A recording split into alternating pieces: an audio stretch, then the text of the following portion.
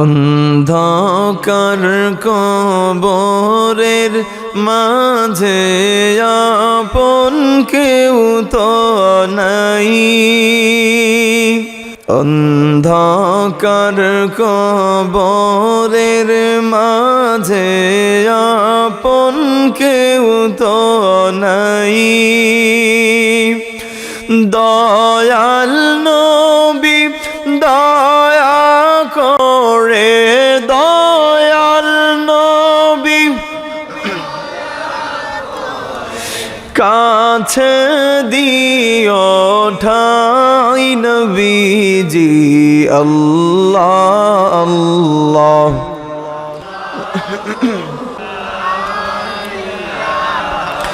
ইল্লাহু আল্লাহ আল্লাহ।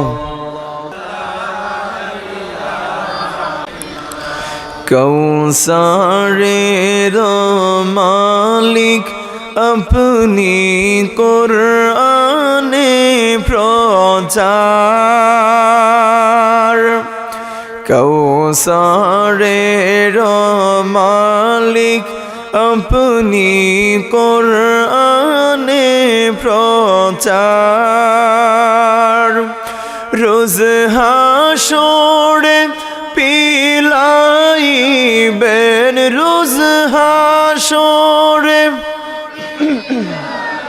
হাউজে কৌসার নবীজি। আল্লাহ আল্লাহ ইল্লাহু আল্লাহ আল্লাহ। মা আমেনা স্বপ্নে দেখেন গর্ভে তাহার নূর। মা আমেনা স্বপ্নে দেখেন গর্ভে তাহার নূর। সেই নূরেরই নাম রাখিলেন, সেই নূরেরই মোহাম্মদ রাসূল নবীজি।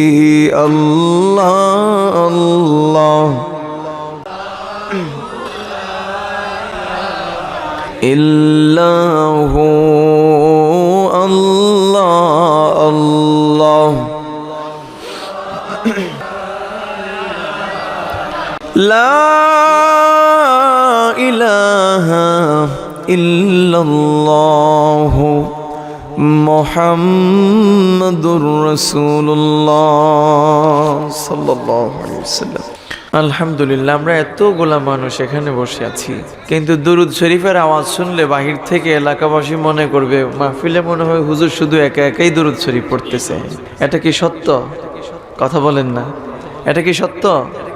এর একটু মহব্বতে দুরুদ শরীফ পড়া যায় না ভাই? আল্লাহর হাবিব নূর নবী মুহাম্মদ সাল্লাল্লাহু আলাইহি ওয়াসাল্লামের শান মোবারকে কেউ যদি মহব্বত নিয়ে, ভালোবাসা নিয়ে এক মর্তবা, মাত্র এক মর্তবা দুরুদ শরীফ পড়ে, আল্লাহ রাব্বুল আলামিন সেই বান্দার জীবনের 10টা গুনাহ মাফ করে দেন। বলি না সুবহানাল্লাহ? আর একটু আওয়াজ দিয়ে মহব্বতে বলা যায় না সুবহানাল্লাহ? এবার শুনেন, এখানেই শেষ নয়। হাদিসে পাকের মধ্যে আল্লাহর হাবিব আরো বয়ান করেছেন। আল্লাহর হাবিব মুহাম্মদুর রাসূলুল্লাহ সাল্লাল্লাহু আলাইহি ওয়াসাল্লামের শান মোবারকে কেউ যদি মাত্র এক মর্তবা দরুদ শরীফ পড়ে, আল্লাহ সুবহানাহু ওয়া তাআলা ওই লোকটার উপরে 10 বার রহমত নাজিল করেন। জোরে বলেন না সুবহানাল্লাহ? সেই নবীজি কামলেওয়ালা নবীর উপরে মহব্বতে দরুদ শরীফ পড়ার দরকার আছে না নাই? আমাদের পীর ও মুর্শিদ আল্লামা ফুলতুরি সাহেব কিবুল্লাহ রহমতুল্লাহ আলাইহি তিনি তিনার জীবন দশায় তাওবা বায়াতের পরে বলে যাইতেন যে দৈনিক কমপক্ষে 200 বার দুরুদ শরীফ পড়বেন আর 100 বার ইস্তেগফার শরীফ পড়বেন। গত 15ই জানুয়ারি ফুলতুলি সাহেব বাড়ি ইসালে সওয়াব মাহফিলে যারা গেছেন আপনারা বলতে পারবেন বড় সাহেব কিবুল্লাহ তাওবা বায়াতের পরে ঠিক এই কথাই বলে দিয়েছেন, ঠিক কিনা বলেন? যত বেশি করে আপনি দুরুদ শরীফ পড়বেন আমার নবীজির সঙ্গে আপনার সম্পর্ক তত বেশি গভীর করে দেবেন। একজন চিৎকার দিয়ে বলেন তিনি কে? আস্তে বলবেন না মুসলমান, জোরে বলেন তিনি কে? সেই কামলিওয়ালা নবীজির উপরে মহব্বতে দুরূদ শরীফ পড়ার দরকার আছে না নাই? শুধু যে মাহফিলে বসেই আমরা দুরূদ শরীফ পড়বো এমনটা নয়। ঘরে বাইরে আপনি ঘুমাতে গেছেন, দুরূদ শরীফ পড়েন। ঘুম আসতেছে না, ঘুমের ঔষধ খাইছেন, তারপরও ঘুম আসে না, দুরূদ শরীফ পড়া শুরু করে দেন, দেখবেন অটোমেটিক্যালি ঘুম চলে আসবে। আলহামদুলিল্লাহ বলেন। এই দুরূদ শরীফের মধ্যে কত যে মজা, যদি আপনি এটার উপরে আমল করতে পারেন তাইলে আপনি বুঝতে পারবেন। আর দুরূদ শরীফের উপরে আমল করার মতো যদি করতে পারেন, আল্লাহর হাবিব মুহাম্মদুর রাসূলুল্লাহ সাল্লাল্লাহু আলাইহি ওয়াসাল্লামের দিদার মোবারক আপনার নসিব হয়ে যাবে। চিৎকার দিয়ে বলেন সুবহানাল্লাহ। নবীজির দিদার আমরা চাই কিনা? আওয়াজ দিয়ে বলেন চাই কিনা? নবীজির হাদিস সাক্ষী, আল্লাহর হাবিব মুহাম্মদুর রাসূলুল্লাহ সাল্লাল্লাহু আলাইহি ওয়াসাল্লামকে কেউ যদি তার জীবন দশায় অনলি একবার যদি আল্লাহর হাবিবকে স্বপ্ন যুগে আল্লাহর হাবিবের দিদার তার নসিব হয়ে যায়, ওই লোকটার জন্য আমার আল্লাহ তাআলা চিরস্থায়ী জাহান্নামের আগুনটাকে হারাম করে দেন। সুবহানাল্লাহ। আর একটু আওয়াজ দিয়ে বলেন না সুবহানাল্লাহ। সেই নবীদের শান মোবারক দুরূদ শরীফ পড়া যাবে তো ইনশাআল্লাহ? একটু মহব্বতে বলেন আল্লাহুম্মা সাল্লি আলা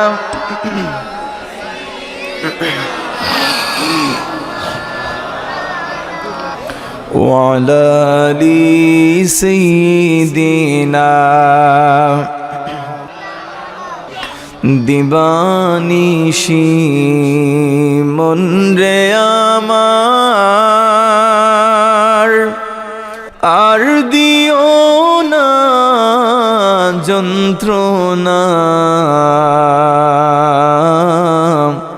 ধনে যদি হতাম ধনী, যেতাম সোনার মদিনা। আল্লাহুম্মা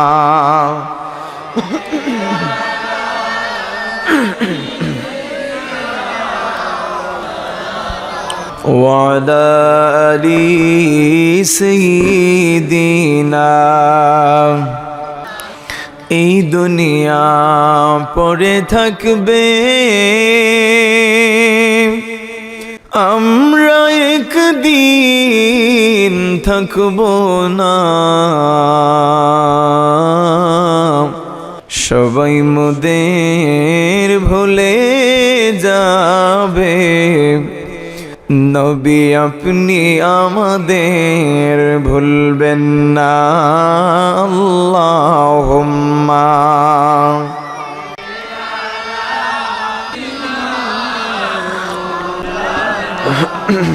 ওয়া আলা আলি সাইয়্যিদিনা। অধ্যকার সাতপাড়া সদরপুর হাফিজিয়া মাদ্রাসার উদ্যোগে বার্ষিক ইসলামী সুন্নি মহাসম্মেলন ও পাগড়িদান অনুষ্ঠানের মঞ্চে উপস্থিত সম্মানিত সভাপতিবৃন্দ, আজকের মাহফিলের সম্মানিত প্রধান অতিথি বিশিষ্ট আলেমে দ্বীন মুফাসসিরে কোরআন হযরত মাওলানা সমীর উদ্দিন সাহেব, অবসরপ্রাপ্ত অধ্যক্ষ ইকরছই সিনিয়র আলিম মাদ্রাসা সহ দিগর ওলামায়ে কেরাম, যারাই আলোচনা করেছেন আর যারা করবেন, আল্লাহ রব্বুল আলামিন প্রত্যেকের আলোচনা যেন কবুল করেন, মঞ্জুর করেন। আমাদেরকে আলোচনা শুধু শুনলেই হবে না বাবা, আলোচনা শুধু শুনলেই হবে না, আমাদেরকে আমলে পরিণত করতে হবে, ঠিক কিনা বলেন?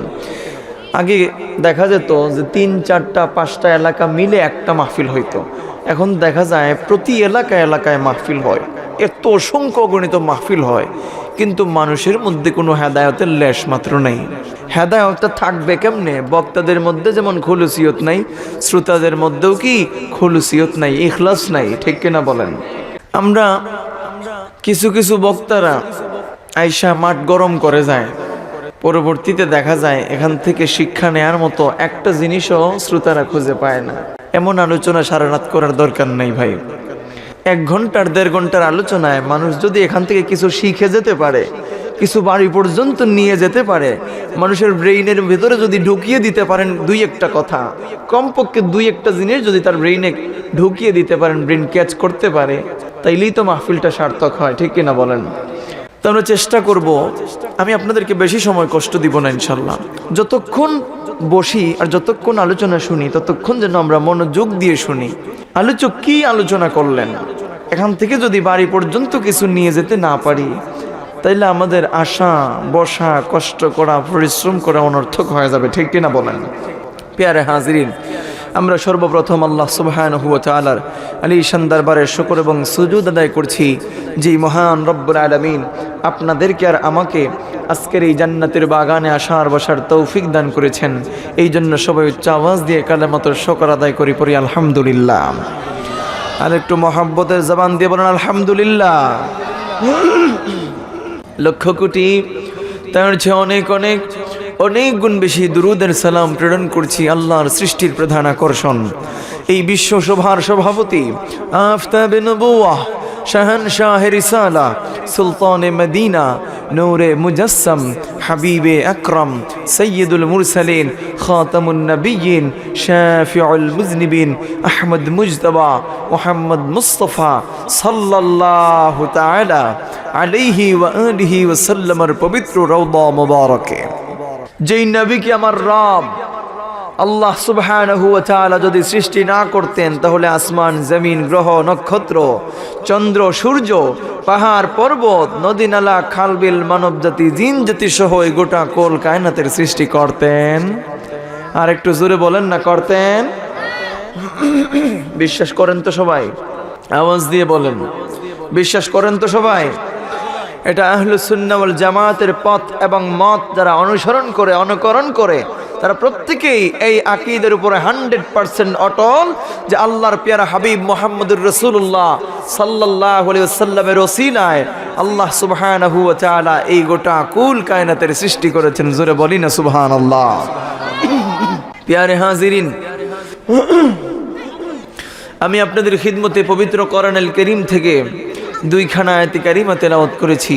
আল্লাহ সুবহানাহু ওয়া তাআলা যদি তৌফিক ভিক্ষা দান করেন তাহলে সেই আয়াতগুলিকে সামনে রেখে আমি আমার আলোচনা শুরু করলাম। আল্লাহ রাব্বুল আলামিন যেন তৌফিক ভিক্ষা দান করেন। মা তৌফিকি ইল্লা বিল্লাহ, আলাইহি তাওয়াক্কালতু ওয়া ইলাইহি উনীব। সকলে পড়ি আল্লাহুম্মা আমিন। আজকে আমাদের সমাজটা এত অধপতনের দিকে যাচ্ছে, তার প্রধান কারণ কি জানেন? তার প্রধান কারণ হচ্ছে আমরা আল্লাহর নাশুকুর বান্দা হয়ে গেছি। কথা বুঝেন নেই? আল্লাহ রাব্বুল আলামিন আমাদেরকে সুস্থ রেখেছেন, এর চাইতে বড় আর কি চাই? অনেক মানুষ তো আমাদের চোখের সামনে আছে, বিছানার মধ্যে শয্যাশায়ী কাতরাচ্ছে, বিছানার মধ্যে পড়ে সম্ভব হয় না এই বিছানার থেকে একা একা উঠে যে বসবে, এই ধরনের ক্ষমতা নেই। এমন অনেক মানুষ আছে, দেখবেন আপনি সিলেট ওসমানী মেডিকেল কলেজ হাসপাতালে যান, দেখবেন হাসপাতালের বারান্দার মধ্যে এমন অসংখ্য গণিত হতদরিদ্র মানুষরা পড়ে আছে। আল্লাহ পাক তো সেখানে আপনার ঠিকানা করেন নাই, এই জান্নাতের বাগানে আপনার ঠিকানা করেছেন। এখন পর্যন্ত আপনি আসতে পেরেছেন, এই জন্য শুকর আদায় করব কার? আর একটু জোরে বলেন কার? এবার দেখেন গেল একটা বিষয়, আজকাল আমাদের মানুষরা মানুষেরও শুকর আদায় করে না। আর যে মানুষ মানুষের শুকর আদায় করে না সে তো আল্লাহরও শুকর আদায় করে না। এবার জিজ্ঞেস করবেন, হুজুর মানুষ আবার মানুষের শুকর কেমনে আদায় করে? আমার ভাইরা শুনেন, একটা বাড়ি যদি আপনার নির্মাণ করতে হয়, সেই বাড়িটা আপনি নিজে নিজেই নির্মাণ করতে পারবেন না। সেই নির্মাণ কাজের জন্য নিশ্চয়ই আপনার শ্রমিকের প্রয়োজন হবে, ঠিক কিনা বলেন? সেই শ্রমিকের হাতের কেরেশমা দিয়ে মাথার গাম পায়ে ফেলে কঠোর পরিশ্রম করে সুন্দর সুসজ্জিত করে আপনার জন্য বাড়ি তৈরি করে দিবে। তাইলে যে শ্রমিকের মাধ্যমে আপনি এত সুন্দর বিলাসবহুল বাসার মধ্যে ঘুমাতে পারলেন, আরাম করতে পারতেছেন, সেই শ্রমিকের শুকর আদায় করবেন না? এবার দেখেন, মালিক আদায় করে না শ্রমিকের শুকর, আর শ্রমিকও আদায় করে না মালিকের শুকর। এবার ওই মালিক বেচারা যদি একটা বিল্ডিং এর কাজের জন্য অগ্রগামী না হতো, অগ্রসর না হতো, তাইলে ওই শ্রমিক লোকগুলা কি ওই জায়গার মধ্যে কাজ করতে পারতো? কথা বলেন না? তাইলে শ্রমিকেরও উচিত কি মালিকের শুকর আদায় করা, আর মালিকের উচিত হচ্ছে শ্রমিকেরও শুকর আদায় করা, ঠিক কিনা বলেন? আজ কেউ কারো শুকর আদায় করতে রাজি না। ড্রাইভার প্যাসেঞ্জারের শুকর আদায় করে না, প্যাসেঞ্জার ড্রাইভারের শুকর আদায় করে না। শুধু তাই নয় আমার ভাইয়েরা, বর পক্ষের মানুষ কনে পক্ষের শকর আদায় করে না, আর কনে পক্ষের মানুষরাও বর পক্ষের শকর আদায় করে না, আছে না নাই? এখন তো বিয়ের মধ্যে এই যে বরের বাবা, তিনি কন্যার বাবাকে বললেন, ভাই সাহেব আমার কিচ্ছু লাগবে না, কোনো চাওয়া পাওয়া নাই। ভালো করে বুঝবেন কথাটা, যে ভাই সাহেব আমার কোনো চাওয়া পাওয়া নাই, তবে দামান সে তো আপনার ছেলে, সে তো আর দামান না। ছেলের অনেক আফসোস ছিল, একটা জিক্সার মনোটন সাইকেল চালাবে, আমি দিতে পারি নাই। এখন আমি বাবা হিসাবে যেটা পারি নাই, আপনি বাবা হিসাবে এটা আদায় করতে হবে। হ্যাকমত, হ্যাকমত বুঝেন নাই? এটা কি হ্যাকমত? আপনি বাবা হিসাবে সন্তানের আরজিটা কি আপনি গ্রহণ করবেন না, পূরণ করবেন না? এবার তো কনের বাবা পড়ছে মাইনকার চিপায়, বুঝেন নাই, ফাটা বাঁশের চিপায় পড়ছে। এবার বলে কি, ব্যয় সাহেব প্রথমে বলল কিচ্ছু লাগবে না, একটা জিক্সার মনোটন সাইকেল যদি মার্কেট থেকে কিনতে হয় মিনিমাম 2 লক্ষ টাকার উপরে দরকার, আছে না নেই? তাইলে সোজা খাইলাম না ঘুরাইয়া খাইলাম, বুঝেন নাই? সোজা খাই না ঘুরাইয়া খাই। ওই যে এটা কি সাতপাড়া সদরপুর থেকে লামা কাজী হয়ে টুকের বাজার হয়ে ওই ঘুরাইয়া ঘুরাইয়া আইসা রশিদপুর হয়ে আবার সদরপুর, এভাবে ঘুরাইয়া খাই, সরাসরি খাই না। এবার দেখেন কনে পক্ষ কত কষ্ট করে, এমন অনেক অসহায় হত দরিদ্র পরিবার আছে যেই পরিবারের সন্তানদেরকে বিয়ে দেওয়ার জন্য বাবা অনেক কষ্ট করে, মানুষের কাছে হাত পাতে। শুধু তাই নয় আমার ভাইয়েরা, নিজে পরিশ্রম করে 2-1টা গরু ছাগল যখন পালন করে কন্যা সন্তানকে যখন বিয়ে দেওয়ার জন্য মনস্থ করে, মেয়েটার বিয়ে যখন ঠিক হয়ে যায়, এবার সেই মেয়ের বাবা চিন্তা করে এখন টাকাগুলা পাবো কোথার থেকে, এই গরুগুলা বিক্রি করে দেই। সেই গরু বিক্রির টাকা দিয়ে, ছাগল বিক্রির টাকা দিয়ে মেয়ের বাবা এত সুন্দর করে আয়োজন করলো, খাবার দাবারের আয়োজন। আমাদের বর পক্ষের মানুষরা বলে, ব্যয় সাহেব আমরা মানুষ তেমন একটা আসবো না, আপনি মিনিমাম 150 মানুষের খাবারের আয়োজন কইরেন। কথা বুঝেন নাই? মানুষ তেমন একটা আসবো না, 150 মানুষের খাবারের আয়োজন করলেই হয়। এভাবে বলে কি না, ও ভাই আপনি কনের বাড়িতে যে খাবেন কেন, আপনি ওয়ালিমা করেন, বড় করে ওয়ালিমা করে সবাইকে দাওয়াত করে খাওয়ান। আজকে আমাদের সমাজের অধিকাংশ মানুষরা ওয়ালিমা অনুষ্ঠান বাদ দিয়ে দিছে একেবারে, আর বিয়ের অনুষ্ঠানে একেবারে সাওয়ে ডিমে যা আছে সবাই চলে যায় খাওয়ার জন্য। শুধু খায় না, আচ্ছা এখানে রাখেন পরে বলবো, শুধু খায় না অপচয়ও করে। খেতে পারবে না গরুর গোস্ত, 1 চামচ নিয়ে নেয় 3 চামচ, এবার দেখা গেছে কয়েক টুকরা খাওয়ার পরে পেটে আর ধরে না, নষ্ট করে আসলো। আচ্ছা বলেন তো ভাই, এই গোস্তগুলা যদি থাকতো তাইলে ওই হত দরিদ্র পরিবারের কাজে আসতো না? কথা বলেন না? তো বরপক্ষ কনে পক্ষের শকর আদায় করে না, আর কনে পক্ষেও বরপক্ষের শকর আদায় করে না। অথচ আমার আল্লাহ রাব্বুল আলামিন বলেন, লা ইন শাকারতুম লা আযীদান্নাকুম ওয়া লা ইন কাফারতুম ইন্না আযাবি লাশাদীদ। জোরে বলেন না সুবহানাল্লাহ। আল্লাহ রাব্বুল আলামিন আমাদেরকে এত এত নিয়ামত দান করেছেন, তার মধ্যে আমি যদি বলি সর্বশ্রেষ্ঠ নিয়ামত তিনি আর কেউ নন, আকা মাওলা তাজদারে মদিনা সরকারে কায়নাত নূরে মুজাসসাম সাইয়্যিদুনা মুহাম্মদুর রাসূলুল্লাহ সাল্লাল্লাহু আলাইহি ওয়াসাল্লাম। আল্লাহ রাব্বুল আলামিন বান্দাকে এত এত নিয়ামত দান করেছেন, তবুও বান্দা আমার রবের শুকর আদায় করে না। এমন অনেক অসংখ্য অগণিত মানুষ আমাদের সমাজের মধ্যে বসবাস করে, যারা তাদের জীবন দশায় একদিন ভুল করে হুসট খেয়েও পশ্চিম দিকে পড়ে না, নামাজ পড়বে তো দূরের কথা। কিন্তু এই সমস্ত লোকদেরকেও তো আমার আল্লাহ আহার দেন। সুবহানাল্লাহ বলেন। আল্লাহ কি চাইলেই তার রিজিক বন্ধ করে দিতে পারতেন না? আল্লাহ চাইলেই কি তাকে পঙ্গু বানিয়ে দিতে পারতেন না? আল্লাহ চাইলেই কি তাকে অন্ধ বানিয়ে দিতে পারতেন না? কিন্তু দেন না কেন? আমার আল্লাহ চান যে দেখি আমার বান্দাটা আমার কাছে নাকি ফিরে আসে, আমার কাছে কি আমার বান্দাটা ফিরে আসে। আমাদের উচিত হচ্ছে সদা সর্বদা সর্বাবস্থায় আমরা আমাদের রবের শুকর আদায় করব। আমার আল্লাহর শুকর যদি আমরা আদায় করার মতো করতে পারি, আল্লাহ সুবহানাহু ওয়া তাআলা নিয়ামতের মধ্যে বহু গুণে বরকত বাড়ায় দেবেন। আর যদি আল্লাহর নিয়ামতের শুকর আদায় আমরা করতে পারি না, আমার আল্লাহ রাব্বুল আলামিন সেই নিয়ামত ছিনিয়ে নিয়ে আমাদের উপরে আযাব নাজিল করে দিবেন। কথা বলেন ঠিক কিনা? এবার আসেন, আল্লাহ তাআলা যে নিয়ামত দান করেন বান্দাকে, সেই নিয়ামত কয় প্রকার? নিয়ামত হচ্ছে দুই প্রকার। কথা বলেন কয় প্রকার? আজকে কিন্তু শিখে যেতে হবে এই জিনিসগুলা, ক্লাসের মতো করে আলোচনা করব। আমার সাথে বলবেন নিয়ামত কয় প্রকার? দুই প্রকার। এক নাম্বার নিয়ামত হচ্ছে আম নিয়ামত, আর দুই নাম্বার নিয়ামত হচ্ছে খাস নিয়ামত। সুবহানাল্লাহ বলেন। এই আম নিয়ামত কি? আম নিয়ামতটা হচ্ছে ব্যাপক নিয়ামত, যে নিয়ামত আল্লাহ সবাইকে দান করেছেন। সুবহানাল্লাহ বলেন। হিন্দু, বৌদ্ধ, খ্রিস্টান সহ যত ধর্মের লোক আছে সবাইকে আল্লাহ রাব্বুল আলামিন এই আম নামক নিয়ামত দান করেছেন। সুবহানাল্লাহ। এই আম নিয়ামতের অন্তর্ভুক্ত কি কি? যেমন চন্দ্র, সূর্য, তারকারাজি, বাতাস, পানি, আসমান, জমিন, এগুলা হচ্ছে আম নিয়ামত। আচ্ছা বলেন তো ভাই, এই নিয়ামতের অংশীদার কি শুধু মুসলমানরা? সবাই, তাই না? সবাই। তাইলে দুইটা নিয়ামতের এক নাম্বার নিয়ামত হচ্ছে আম নিয়ামত, ব্যাপক নিয়ামত। সেই ব্যাপক নিয়ামতের অধিকারী হচ্ছে সবাই। আর খাস নিয়ামত যেটা দুই নাম্বার যেটা নিয়ামত, সেই দুই নাম্বার নিয়ামত হচ্ছে ঈমান, তাকওয়া, কোরআন। এগুলো হচ্ছে খাস নিয়ামত। সুবহানাল্লাহ বলেন। এই ঈমান নামক নিয়ামত কি সবার আছে? শুধু মুসলমান হলেই কি মানুষ ঈমানওয়ালা হয়ে যায়? মুসলমান হলেই কি মানুষ মুমিন হয়ে যায়? আল ঈমানু তাসদীকু মুহাম্মাদিন সাল্লাল্লাহু আলাইহি ওয়াসাল্লাম ওয়া বিমা জাআ বিহি মিনাদ-দীনি দারুরা। জোরে বলেন আল্লাহু আকবার।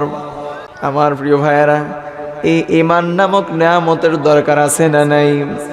সেই ঈমান আমাদেরকে অর্জন করতে হবে। কোন কোন কাজ করলে আমরা ঈমান অর্জন করতে পারবো? আমরা পরিপূর্ণ মুমিন হতে পারবো, পরিপূর্ণ মুত্তাকি হতে পারবো, পরহেজগার হতে পারবো, আমরা পরিপূর্ণ আল্লাহ পাকের গোলাম হতে পারবো। সেই কাজগুলা করার দরকার আছে না নাই? আমার ভাইরা, বিনয়ের সাথে বলি শুনুন, খাস নিয়ামতের দুই নম্বর যে নিয়ামত, সেটার নাম হচ্ছে তাকওয়া। আল্লাহর হাবিব নূর নবী মুহাম্মদ সাল্লাল্লাহু আলাইহি ওয়া আলিহি ওয়াসাল্লাম তিনি বলেন, আত-তাকওয়া হাহুনা, আত-তাকওয়া হাহুনা, আত-তাকওয়া হাহুনা। তাকওয়া কোথায়? তাকওয়া এখানে। সুবহানাল্লাহ বলেন। এই তাকওয়াটা কি?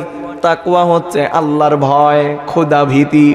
আল্লাহর ভয় যদি বান্দা তার ভেতরের মধ্যে প্রবেশ করানোর মতো করতে পারে, ওয়াল্লাহে খোদার কসম করে বলি আমার সাতপাড়া সদরপুরের ভাইয়েরা, আল্লাহর কোনো গোলাম যদি তার ভেতরে আল্লাহর ভয় ঢোকানোর মতো ঢুকাতে পারে, ওই বান্দার দ্বারা কোনো সময় সুদের মতো জঘন্য অপরাধ হবে না। কথা বলেন ঠিক কিনা? আল্লাহর সেই গোলাম বান্দা তাকওয়া অর্জন করার কারণে, আল্লাহর ভয় তার অন্তরের ভেতরে লালন করার কারণে, আল্লাহর ভয় তার অন্তরের ভেতরে প্রবেশ করানোর কারণে ওই লোকটা সুদ খাবে না, সুদ দিবেও না, সুদের সাক্ষীও হবে না, সুদের লেখালেখিও করবে না, ঘুষ খাবে না, ঘুষ দিবেও না। আল্লাহু আকবার বলেন। শুধু তাই নয়, আল্লাহর সেই গোলামের ভিতরে আল্লাহর ভয় ঢুকানোর কারণে ওই লোকটা নামাজ কাজা করবে না। কথা বলেন ঠিক কিনা? আমার ভাইরা, বিনয়ের সাথে বলি শুনেন, আল্লাহর যে গোলাম বান্দা তার ভেতরের মধ্যে আল্লাহর ভয় জাগ্রত করে, আল্লাহর ভয় তার অন্তরের মধ্যে যে লালন করে, ওই লোকটা অন্যের হক নষ্ট করে না, অন্যের উপরে জুলুম করে না, চুরি করে না, ডাকাতি করে না, খুন খারাপি করে না, ইফটিজিং করে না, দর্শন করে না, রাহাজানি করে না, মদ্যপান করে না, গাঁজা সেবন করে না, ইয়াবা সেবন করে না, হিরোইন সেবন করে না, মাদক দ্রব্য সেবন করে না। কার ভয়ে? আস্তে বইলেন না, আওয়াজ করে বলেন কার ভয়ে? সেই আল্লাহর ভয়টা যদি বান্দা তার ভেতরের মধ্যে প্রবেশ করানোর মতো করাতে পারে, খোদার কসম করে বলি, ওই বান্দার দ্বারা কোনো ধরনের কোনো পাপ কার্য অপকর্ম করা সম্ভব নয়। আমরা কোরবানির পশুর হাটে যখন যাই, যাওয়ানোর পরে দেখা যায় অনেক মানুষ কি করে, প্রতিযোগিতা করে। আমার পাশের বাড়ির কুদ্দুস আলী ভাই 1,50,000 টাকা দিয়ে কোরবানির পশু কিনছে। এই বছর আমি যদি 1,80,000 দিয়ে না কিনি তাইলে মানুষজন কি বলবে? কথা বোঝেন নাই? লোকজন কি বলবে? তার চাইতে তো আমার টাকা পয়সা কোনো অংশে কম না। এই কম্পিটিশন করার কারণে ওই বান্দার দ্বারা রিয়া হয়ে গেল। তার মুখ্য উদ্দেশ্য হচ্ছে লোক দেখানো, লোকদেরকে দেখাবে। কিন্তু আমার আল্লাহ রাব্বুল আলামিন লোক দেখানো ইবাদত পছন্দ করেন না। জোরে কন্যা সুবহানাল্লাহ। আমার আল্লাহ রাব্বুল আলামিন অংশীদার সাব্যস্ত করাকে তিনি পছন্দ করেন না। জোরে বলেন না আল্লাহু আকবার। এই যে কোরবানি আপনি করলেন, লান ইয়ানালাল্লাহু লুহুমুহা ওয়ালা দিমাউহা ওয়ালাকিন ইয়ানালুহুত তাকওয়া মিনকুম। সুবহানাল্লাহ। আপনি যে কোরবানি করলেন, সেই কোরবানির গোশত, রক্ত, এগুলা কোনো কিছুই তো আমার রবের দরবারে পৌঁছায় না, বরং আমার আল্লাহ সুবহানাহু ওয়া তাআলার আলিশান দরবারে পৌঁছায়। ওয়ালাকিন ইয়ানালুহুত তাকওয়া মিনকুম। বান্দার ভেতরের মধ্যে কতটুকুন খোদার ভয় আছে, আল্লাহর ভয় আছে, এই আল্লাহর ভয়টা আল্লাহ পাকের কাছে পৌঁছায়। জোরে জোরে কন্যা সুবহানাল্লাহ। আমার ভাইরা বন্ধুরা, বিনয়ের সাথে বলি, আল্লাহর ভয় যদি বান্দা ভেতরের মধ্যে প্রবেশ করানোর মতো করাতে পারে, সেই বান্দা কখনো মাজার ভাঙতে যাবে না। জোরে কথা বলেন ঠিক কিনা? আল্লাহর ভয় বান্দার ভেতরের মধ্যে লালন করতে হবে। আল্লাহর ভয় যদি বান্দা লালন করে, সে নিজেও কোরআন শিখবে, কোরআনের শিক্ষা গ্রহণ করবে। শুধু তাই নয়, তার সন্তান সন্ততি, আত্মীয় স্বজন, পাড়াপড়শি যারা আছে, সবাইকে কোরআন শিক্ষা করার জন্য অহরহ তাগিদ করবে। জোরে কথা বলেন ঠিক কিনা? আমার সম্মানিত ভাইরা শুনেন, এবার আসেন 3 নাম্বার হচ্ছে কোরআন। আল্লাহর কোরআন এটা এমন একটা বাণী, কোরআনটা হচ্ছে মধুর বাণী। এই কোরআন যদি বান্দা তেলাওয়াত করার মতো করতে পারে, বান্দা কোরআন তেলাওয়াত করলে খুশি হন একজন, আওয়াজ করে বলেন তিনি কে? বান্দা আল্লাহ পাকের সঙ্গে যদি সম্পর্ক তৈরি করতে চায়, আল্লাহ পাকের মহব্বতের গোলাম বান্দা যদি হতে চায়, বান্দার উচিত হচ্ছে অধিক পরিমাণে আল্লাহর কোরআন তেলাওয়াত করা। জোরে জোরে কথা বলেন ঠিক কিনা? সেই কোরআনটা শুধু নিজে যে পড়বেন এমনটা নয়, আপনি নিজে কোরআন পড়বেন, নিজে কোরআন শিখবেন, সহি শুদ্ধ করে কোরআন শিখবেন। আপনার সন্তান সন্ততি, আত্মীয় স্বজন সবাইকে কোরআন শিক্ষার জন্য তাগিদ করবেন। এই যে সাতপাড়া সদরপুর হাফিজিয়া মাদ্রাসা, সেখানে আমার ভাইরা বললেন খামিসের সেন্টার আছে, আলহামদুলিল্লাহ বলেন। সেই সেন্টারে ভর্তি হবেন। এখানে যারা মুরব্বী বাবা আছেন, আপনারা মনে করতে পারেন এখন তো বয়স অনেক হয়ে গেছে হুজুর, এখন তো লজ্জা পায়, কোরআন শিখতে আর আগ্রহ আছে ঠিকই, কিন্তু লজ্জার কারণে আর সেখানে যেতে পারি না। আমি সাতপাড়া সদরপুর এলাকার দারুল কেরাত কর্তৃপক্ষের ভাইদেরকে বিনয়ের সাথে অনুরোধ করে যাব, আমাদের বড় সাহেব কিবলা তো প্রতিনিয়তই বলেন, প্রদানকারী প্রশিক্ষণের সময় বলেন, নিয়োগ অনুমোদনের সময়ও বলেন যে দারুল কেরাতে আপনারা কি করবেন, একটা মুরব্বী জামাতের ব্যবস্থা করবেন। আপনারাও যদি সেই মুরব্বী জামাতের ব্যবস্থা করেন, মুরব্বীরা আলাদা ক্লাস করবেন, সেই মুরব্বীরা যদি আলাদাভাবে ক্লাস করতে পারেন, তাইলে আল্লাহর কোরআনটা সহি শুদ্ধ করে শিখতে পারবেন। আর আল্লাহর কোরআনের সঙ্গে আপনার সম্পর্ক স্থাপন করার কারণে, এই কোরআন আপনি তেলাওয়াত করার কারণে, এই কোরআন তেলাওয়াতের উপরে আপনি আমল করার কারণে আল্লাহর কোরআন শাফাআত করে আপনাকে আল্লাহর তৈরি জান্নাতে নিয়ে যাবে। জোরে বলেন না সুবহানাল্লাহ। আর একটু মহাব্বতে বলেন আল্লাহু আকবার। কোরআন শিক্ষা করার দরকার আছে না নাই? আপনারা মুরব্বী বাবারা যারা আছেন, যারা কোরআন শিখেন নাই, পড়েন নাই, ভর্তি হবেন তো ইনশাল্লাহ। একটু সময় দিবেন বাবা। এই 60 বছর 70 বছর 80 বছর পার করে দিয়েছেন দুনিয়ার জন্য, দুনিয়ামুখী হয়ে হায় দুনিয়া বলে বেহুশ হয়ে গেছেন, এই দুনিয়ার জন্য পাগল পারা হয়ে গেছেন। সেই শেষ সময়ে যদি কিছু সময় যদি আল্লাহর রাস্তায় ব্যয় করতে পারেন, আল্লাহর রাস্তায় শেষ সময়ে যদি কিছুটা সময় ব্যয় করতে পারেন, আর আমার রবের যদি পছন্দ হয়ে যায়, রবের কাছে যদি মকবুলিয়ত অর্জন করতে পারেন, তাইলে বলতে পারবেন না এর ওসিলায় আল্লাহ রাব্বুল আলামিন আপনার জীবনের সমস্ত গুনাহগুলো মাফ করে দিবেন। জোরে বলেন না সুবহানাল্লাহ। তাইলে কোরআন শিক্ষা করবেন তো ইনশাআল্লাহ, সন্তানদেরকে দারুল কিরাতে পাঠাবেন তো ইনশাআল্লাহ। ইনশাআল্লাহ। আমার সম্মানিত ভাইরা শুনেন, অনেক মানুষ আমাদেরকে বলে হুজুর এত এত টাকা ইনকাম করি কিন্তু পরিবারের মধ্যে রহমত নাই, বরকত নাই, অভাব অনটন লেগেই আছে। অভাব অনটন তো দূর হয় না। আমি বিনয়ের সাথে বলবো, আপনি যদি আল্লাহর কোরআন তেলাওয়াত করতে পারেন, সহি শুদ্ধ করে যদি আল্লাহর কালামুল্লাহ শরীফ আপনি তেলাওয়াত করতে পারেন, তাইলে প্রতি রাত্রিতে মাগরিবের নামাজের পরে কোরআন শরীফের 27 নম্বর পারা একটা সূরা আছে, যার নাম হচ্ছে সূরাতুল ওয়াকিয়া।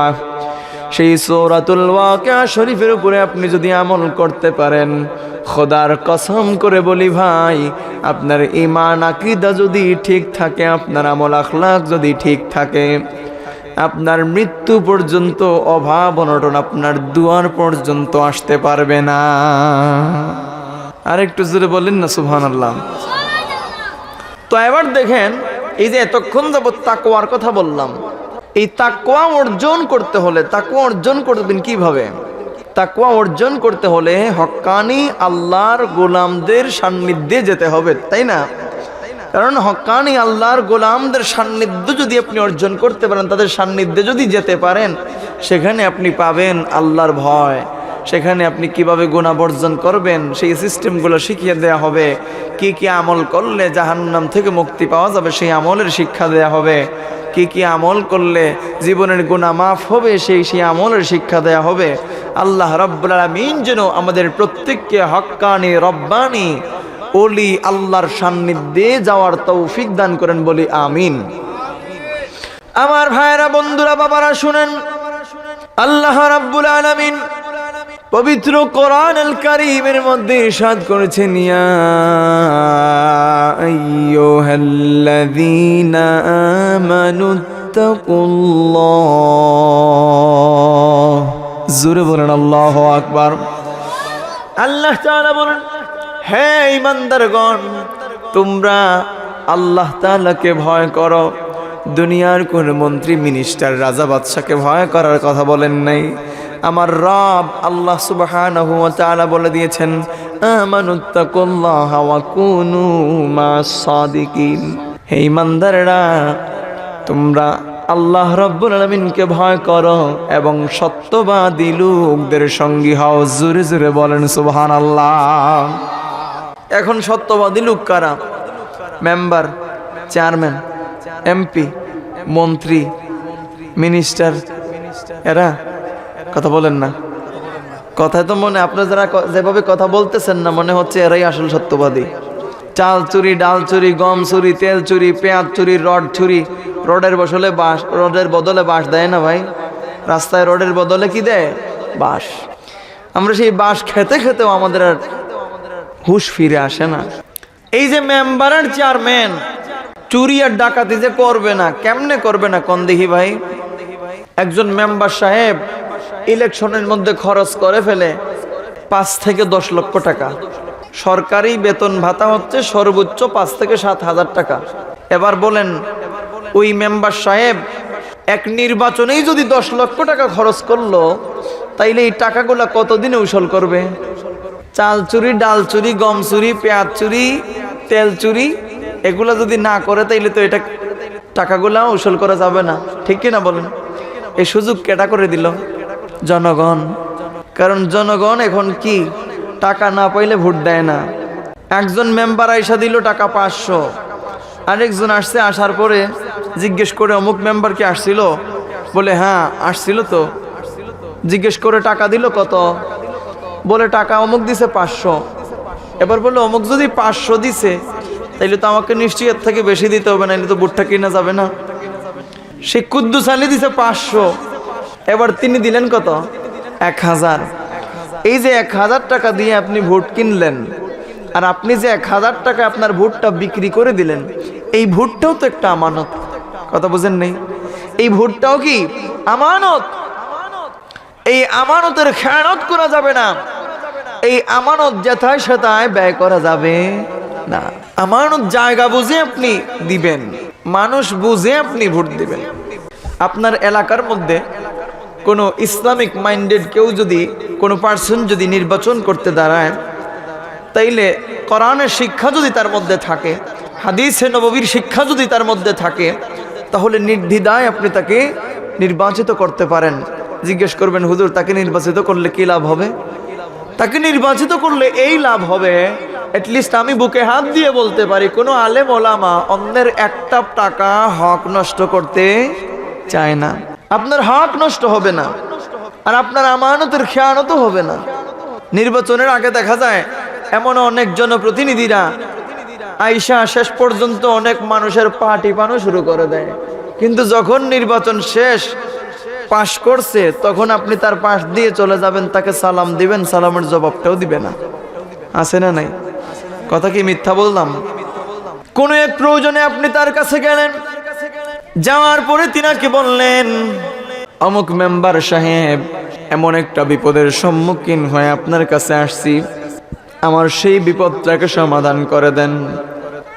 সে লোকটা এমন ভাবে আপনার সাথে কথা বলবে, মনে হবে যে জীবনে কোনোদিন আপনাকে সে চোখেই দেখে নাই, আজকে প্রথম আপনাকে দেখছে, আপনার সাথে প্রথম পরিচয় হয়েছে। এভাবে বলে কিনা ভাই? এভাবে বলার কারণও আছে। কারণ আমরা টাকার কাছে যদি বিক্রি না করতাম আমাদের ভোট, তাইলে ওই লোকগুলাও এত পাওয়ার নিয়ে কথাবার্তা বলার সুযোগ পেত না। এই জন্য টাকা খেয়ে কাউকে ভোট দিবেন না, আল্লাহর কাছে জবাবদিহিতা করতে হবে। এমনও তো অনেক জনপ্রতিনিধি আছে যারা এক হাতে দিবে 1000 টাকার নোট আর ছোট্ট একটা কোরআন শরীফ একসাথে করে এইভাবে হাতের ভেতরে দিয়ে বলবে, ভোটটা আমাকে দিয়েন। কথা বুঝেন নাই? 1000 টাকার নোট আর সাথে ছোট্ট একটা কোরআন শরীফ, ছোট কোরআন শরীফ পাওয়া যায়, সেই কোরআন শরীফ হাতের মধ্যে দিয়ে বলবে, ভোটটা আমাকে দিয়েন।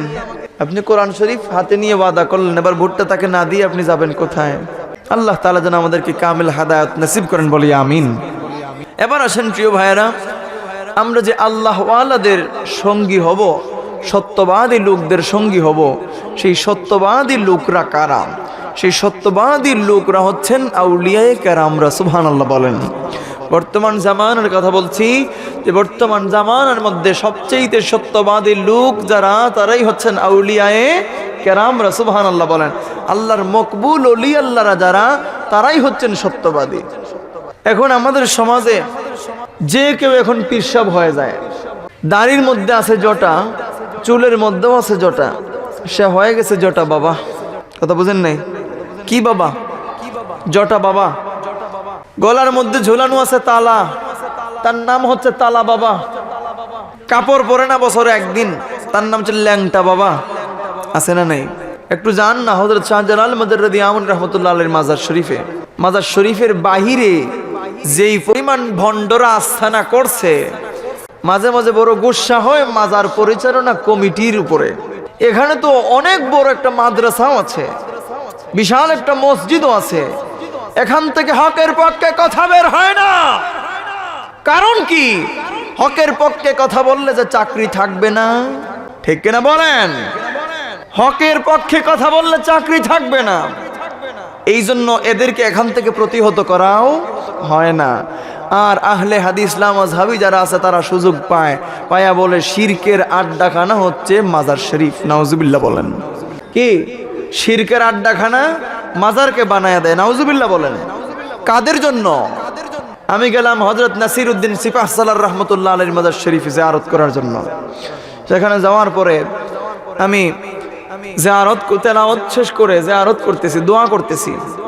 সেই দোয়ার মধ্যে বারবার আমার পেছ লাগতেছে, বারবার পেছ লাগতেছে, দোয়াগুলো করতেই পারতেছি না। কেন জানেন? এত বড় বিশাল গলা দিয়ে একজন পড়ছে সিজদায়। নাউজুবিল্লাহ বলেন।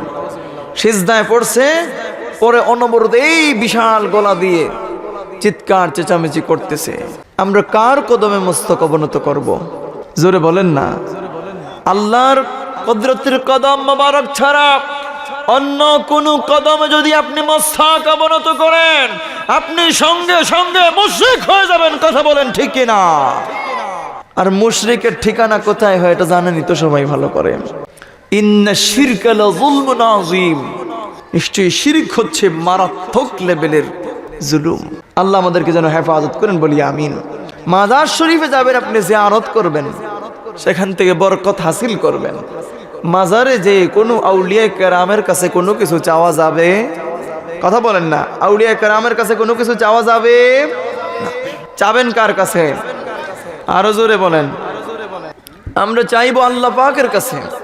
আল্লাহর কাছে যখন আপনি মোনাজাত করবেন, মালিক এত বড় বিপদের সম্মুখীন হয়ে গেছি গো আল্লাহ, আপনি যদি সেই বিপদ থেকে আমাদেরকে উদ্ধার না করেন, আর যাওয়ার কোনো জায়গা নাই, বলার মতো আর কেউ নাই গো আল্লাহ।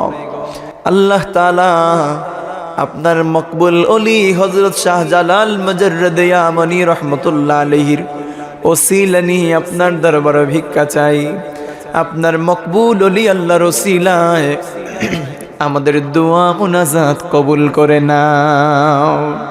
এইভাবে আপনি আউলিয়া কেরামের ওসিলা নিয়ে আল্লাহ পাকের কাছে দোয়া করতে পারেন, মুনাজাত করতে পারেন, চাইতে পারেন। সরাসরি ওলি আল্লাহর কাছে চাওয়া যাবে? কথা বলেন না, চাওয়া যাবে না। আমার সম্মানিত ভাইরা শুনেন, আজকে আমাদের সমাজে কিছু হুজুগে বাঙালি ভাইরা আছে, অতি আবেগী যারা, তারা মাজার শরীফে যাওয়ার পরে অধিক বাড়াবাড়ি করে। আর সেই বাড়াবাড়ি করার কারণে যারা মাজার বিদ্বেষী, যারা মাজার বিরোধী, তারা সুযোগ পেয়ে যায় বিভিন্ন মাজার নিয়ে বিভিন্ন কথা বলতে সুযোগ পেয়ে যায়। এই জন্য মাজারে যাবেন, কোরআন থেকে তেলাওয়াত করে আপনি জিয়ারত করবেন, দুরূদ শরীফ পড়বেন, ইস্তেগফার শরীফ পড়বেন, মুনাজাত করবেন। আজকাল আমাদের সমাজে মাজারগুলোতে যাওয়ার পরে দেখা যায় মাজারের মধ্যে টাকা ছিটিয়ে দেয়া হয়। কথা বুঝেন নাই? মাজারের মধ্যে কি করা হয়? টাকা ছিটানো হয়। আচ্ছা বলেন তো, সেই ওলি আল্লাহর কি টাকার প্রয়োজন? তিনি কি চাইছেন আপনার কাছে আমাকে টাকা দেন, টাকা দেন? এই টাকাগুলো যায় কোথায়? আসলে যায় কোথায় টাকাগুলা? শাহজালাল মুজাররদ ইয়ামানি রাহমাতুল্লাহ আলাইহির মাজারে কি টাকা কম উঠে? প্রতিদিন শত শত মানুষ আসে জিয়ারত করার জন্য। শুধু সিলেট থেকে নয়, বাংলাদেশের প্রত্যন্ত অঞ্চল থেকে আসে জিয়ারত করার জন্য। এত সমস্ত টাকাগুলা যায় কই? এটার তো কোনো হদিস নাই। সবাই মিলে ভাগ বাটুরা করে পেটের মধ্যে ঢুকে যায়। তুই মাজারে আপনি টাকাগুলো এইভাবে না ছিটিয়ে এগুলো যদি আপনি কোনো দরিদ্র মানুষকে দান করতেন, লাভ হতো কিনা বলেন না? আল্লাহর হাবিব মুহাম্মদুর রাসূলুল্লাহ সাল্লাল্লাহু আলাইহি ওয়াসাল্লাম বলেছেন, আতইমুল জাইর, তোমরা ক্ষুধার্তকে আহার করাও। আরেক হাদিসের মধ্যে পাওয়া যায় আল্লাহর হাবিব বলছেন, ক্ষুধার্তকে কেউ যদি আহার করায়, কোনো ক্ষুধার্ত লোককে কেউ যদি আহার করায়, আমার আল্লাহ রাব্বুল আলামিন ওই লোকটাকে জান্নাতের ফল সমূহ দ্বারা আহার করাবেন। সুবহানাল্লাহ। আর একটু জোরে বলেন না সুবহানাল্লাহ। আমার প্রিয় ভাইয়েরা, আরেক দল ভাইয়েরা আছে মাজারে যাওয়ার পরে গোলাপ জল ছিটাইয়া একেবারে কি বলবো অবস্থা রাখে না মাজারের। মাজারের উপরে গোলাপ জল ছিটাইলে উপকার হয় কি? শুধু মাজার নয়, বিভিন্ন কবরের উপরেও দেখা যায় কবর দেয়া হয়ে গেছে, মাটি উপরে দেয়া হয়ে গেছে, সব কমপ্লিট, তারপরে কবরের উপরে গোলাপ জল ছিটিয়ে দেয়া হয়। এখানে গোলাপ জল না ছিটিয়ে আপনি যদি কিছু সময় তেলাওয়াত করেন, লাভ হবে কিনা? কথা বলেন না, লাভ হবে কিনা? মাজার শরীফে আগরবাতি জ্বালা একদল মানুষ। কেন ভাই আগরবাতি আসলে কেন জ্বালানো হয়? সুগন্ধি কেন ব্যবহার করা হয়? যেমন এখানে অনেক মানুষ আপনারা বসে আছেন, আলহামদুলিল্লাহ, গরমের দিন, সবার শরীরের মধ্যে গামের গন্ধ। এবার যদি একটু সুগন্ধি জ্বালানো হয়, তাইলে আপনার অপর আরেক মুসলমান ভাইয়ের কষ্ট হবে না আপনার শরীরের গামের দুর্গন্ধে? এই জন্য সুগন্ধি ব্যবহার করা হয়। আবার দেখবেন আমাদের সমাজে একটা ভুল প্রচলন, ভুল রীতিনীতি চালু আছে, যেটা অনেক হুজুররাও করে। নাউজুবিল্লাহ বলেন। আজকে হক কথা বলতে কেউ রাজি নয়, কারণ হক কথা বললেই তো সমস্যা। যদি চাকরিটা চইলা যায়, আহারে চাকরিটা যদি চইলা যায়, তাহলে তো আপনি না খেয়ে মারা যাবেন। এমন কোন জীব আছে যাদেরকে আল্লাহ রিজিক না দিয়ে সৃষ্টি করছেন? মানুষ যখন মৃত্যুবরণ করে, মৃত্যুর পরে যখন লাশকে ধৌত করা হয়, লাশকে ধৌত করার পরে যেই জায়গার মধ্যে লাশ ধৌত করা হয়, দেখবেন সেই জায়গার মধ্যে নাকি 40 দিন আগরবাতি জ্বালাতে হয়। নাউজুবিল্লাহ বলেন। আপনাদের এদিকে আছে নাকি? আমি দেখছি অনেক জায়গায়, এই জন্য বলছি, নিজ স্বচক্ষে আমি নিজে সাক্ষী। অনেক জায়গায় আমি দেখছি নিজ চোখে ওই জায়গাগুলোর মধ্যে যেখানে ধোয়া হয়েছে এই জায়গাটা পবিত্র না অপবিত্র হয়েছে? কারণ একটা লাশকে যদি আপনি ধৌত করেন, তার পেট থেকে অনেক সময় টয়লেট বের হয়ে যায়, পায়খানা বের হয়ে যায়, যার কারণে এই জায়গাটা কিছু সময়ের জন্য নাপাক হয়ে যায়। এই নাপাক পানিগুলো এখানে পড়ে আছে, আপনি জ্বালাইয়া দিলেন, আগরবাতি দেন, এটা করা যাবে না। এগুলো থেকে আমাদেরকে বের হয়ে আসতে হবে, পারবো না ইনশাল্লাহ? এবার আসেন। আচ্ছা। সম্মানিত হাজিরিন, আমাদের সমাজে আজকে পীর নামে অনেক ভণ্ডের আগমন হয়েছে। পীর নামে অনেক ভণ্ডের আগমন হয়েছে। আর সেই পীরদের অধিকাংশ মুরিদরা হচ্ছে মহিলা। মহিলাদের দিল তো নরম, যে কেউ খুব তাড়াতাড়ি তাদেরকে ক্যাপচার করতে পারে। এবার শুনেন, আসল পীর কিভাবে আপনি তার পরিচয় লাভ করবেন, কিভাবে পরিচয় নির্ণয় করবেন ওই লোকটা যে আসল পীর, অরিজিনাল পীর। প্রকৃত পীর চিনতে হলে আপনাকে সর্বপ্রথম দেখতে হবে ওই লোকটা আলেম কিনা। ওই লোকটা যদি আলেম হয় তাহলে একেবারে নিম্নমানের আলেমের পরিচয় দেয়া হয়েছে। কমপক্ষে 3টি কিতাবের উপরে তার ভালো দক্ষতা থাকতে হবে। সুবহানাল্লাহ বলেন। 3টি কিতাবের উপরে ভালো দক্ষতা থাকতে হবে। 1 নাম্বার হচ্ছে তাফসিরে জালালাইন শরীফ, আল্লামা জালালউদ্দিন সুয়ুতি রাহিমাহুল্লাহ লিখিত তাফসিরে জালালাইন শরীফ। 2 নাম্বার হচ্ছে মিশকাতুল মাসাবিহ, আর 3 নাম্বার হচ্ছে হেদায়া।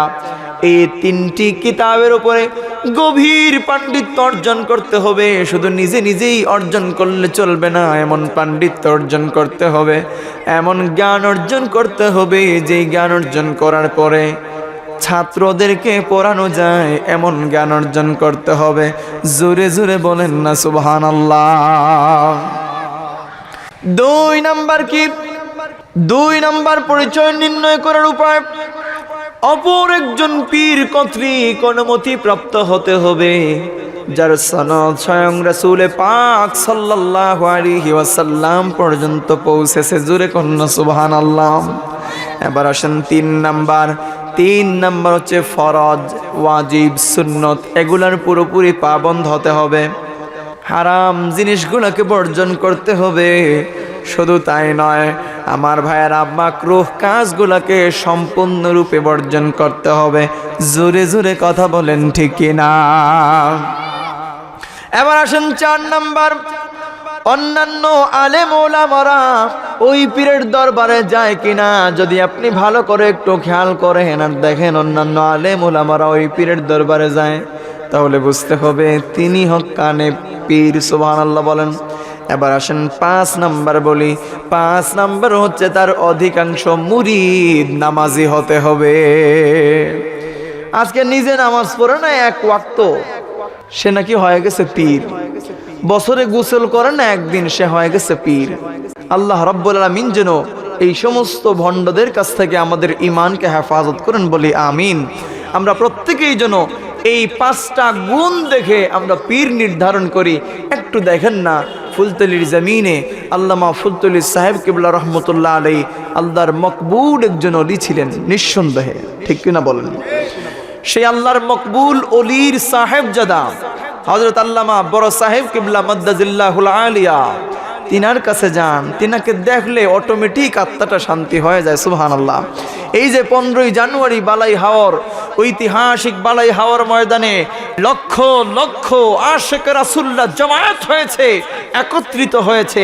বড় সাহেব কিবলা যখন জিকির করলেন, যখন বড় সাহেব কিবলা কথা বললেন, যখন বড় সাহেব কিবলা তালিম তারবিয়ত পেশ করলেন, একটা মানুষ হতে কথা বলে নাই ভাই, একটা মানুষ কথা বলে নাই।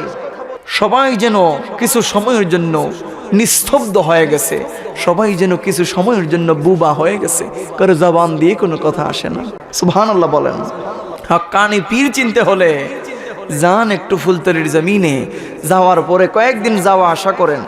আমি বলবো না আপনি বড় সাহেবের কাছে গিয়ে মুরিদ হন, আমি আপনাকে একটা রাস্তা দেখিয়ে দিলাম, সেখানে যদি আপনি 3-4 দিন 5 দিন 10 দিন যান, যাওয়া আসা করেন, যদি আপনার ভালো লাগে আর দেখেন এখানে শিরিক নাই, কুফর নাই, বিদআত নাই, হারাম কোনো কাজ নাই, এই সমস্ত জিনিস থেকে যদি আপনার নিজের কাছে মনে হয় যে ফুলতলি সাহেব বাড়ি মুক্ত আছে, তাইলে বড় সাহেবের কাছে মুরিদ হন, নতুবা হওয়ার দরকার নাই। আমরা কাউকে বড় সাহেব কি কাউকে জোর করে মুরিদ করান না।